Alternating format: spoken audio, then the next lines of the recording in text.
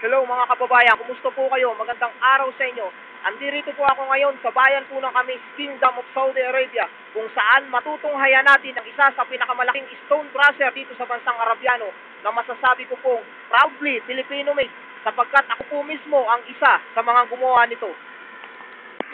Ayan dyan po magdadamba yung mga truck na loaded po ng bato mula sa kabundukan dito sa Saudi.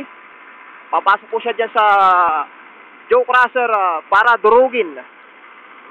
Then lalabas po siya dyan sa conveyor na yan, patungo doon sa strainer. Ito naman po yung tinatawag na strainer na nagsisilbing stone separator. Yung nagbubukod-bukod sa kanilang mga sizes, kagaya po ng graba, gravita at buhangin.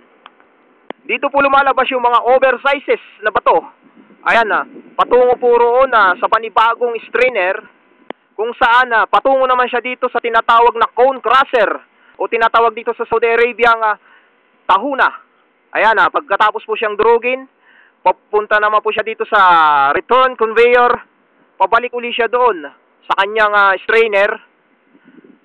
Ayan yung mga oversizes po dyan, papunta na naman dito sa panibagong strainer. Yan po yung pangatlong strainer.